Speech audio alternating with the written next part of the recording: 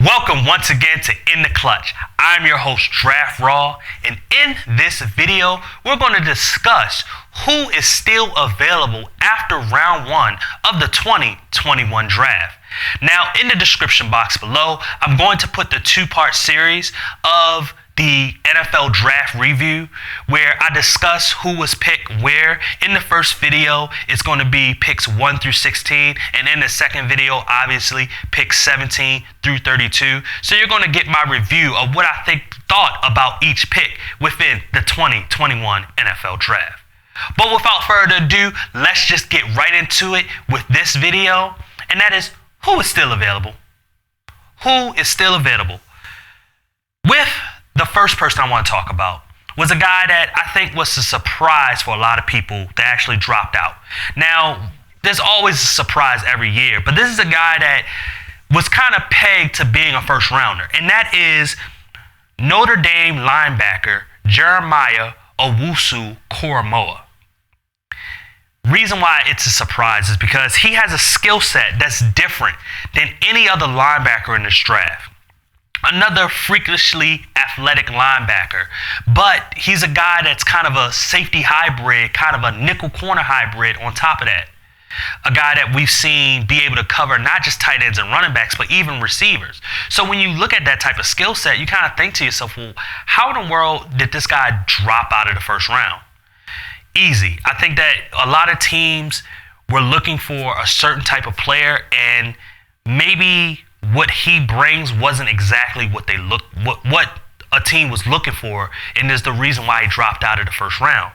But I can say this, there's no way he drops out of the second round. A team is going to see that skill set and say, you know what, I could put that in my defense, and we can have a very, very interesting and formidable defense for years to come. Another guy that I wanted to talk about, still on the defensive side of the ball, and I'm going to stay on the defensive side of the ball a little bit, and that is Trayvon Moehrig, safety from TCU. Surprise, not surprise. He's a safety. So a lot of times those guys don't go high in the draft anyway. You got to be like all-world, all-American, all-pro type of safety to get drafted in the first round usually. This is a guy that he was the best safety in this draft, but to consider him an all-American, all-world type of safety, maybe he wasn't really that. But he's still a solid safety.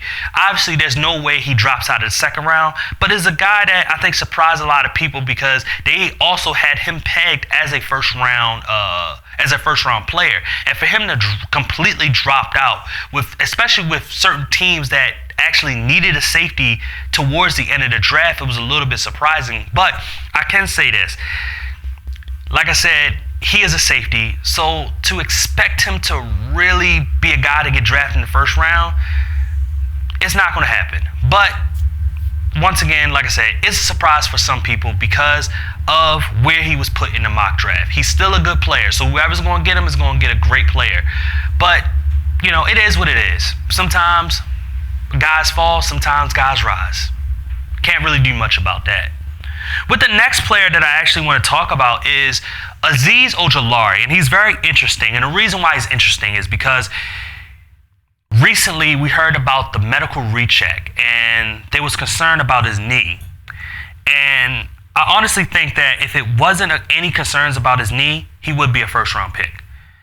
The concerns about his knee scared a lot of teams away. I honestly think that he is the second best pass rusher in this draft. I don't think that there was any other pass rusher besides Jalen Phillips, who went to the Dolphins in the first round, that was better than him. He may be a little bit undersized, but he still carries this innate ability to be stronger than what he actually looks. To me, he's a great player, and whoever gets him in the second, maybe even third round, depending on what this medical situation is with his knee, they're going to get a very, very good player. Now, going to another guy that dropped out of the first round but kind of didn't. This is a player that's been mocked at the end of a first round. Some people have him in the first round, some people didn't. And that is Asante Samuel Jr., cornerback from Florida State. I don't think he's going to last long at all. He's got, one, his father played in the NFL at the cornerback position.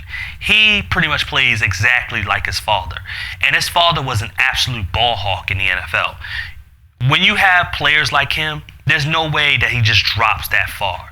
Now, it's a little bit surprising that Eric Stokes, who went to the Packers, went ahead of him. But I'm going to just say this. What I already said about the Packers and what a dumb move it was to selecting Eric Stokes and not selecting a wide receiver, which I'm going to name a bunch of wide receivers that the Packers could have drafted at that pick.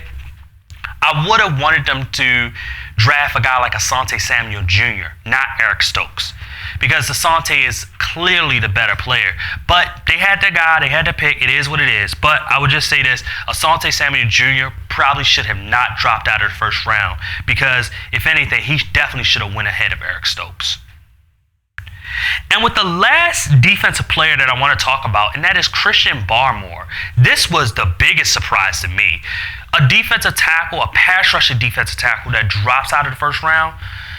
Yeah, this year's class wasn't that great. You know, it wasn't a lot of guys that you can hang your hat on and say that, yeah, this is a guy that I would pound the table for.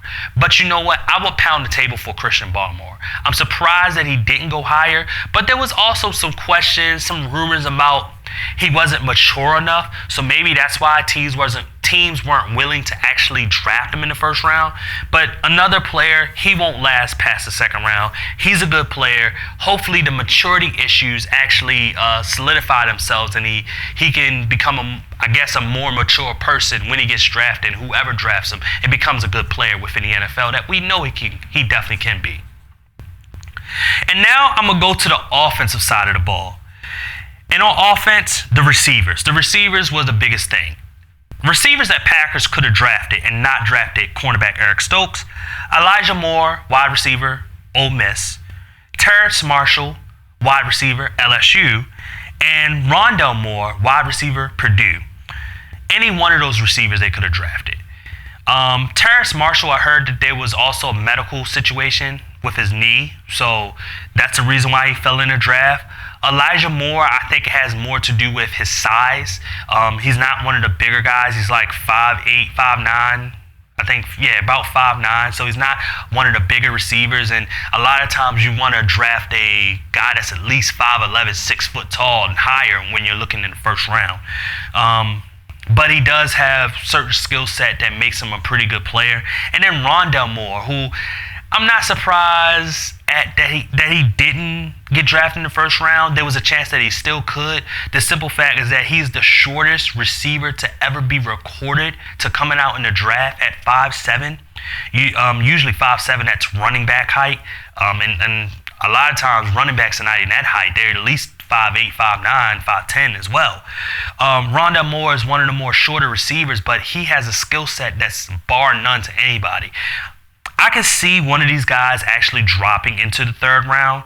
I don't know who, but definitely not all three of these guys are going to drop to the third round. I expect all three to go in the second round. But if one of those three drop in the third round, it is what it is.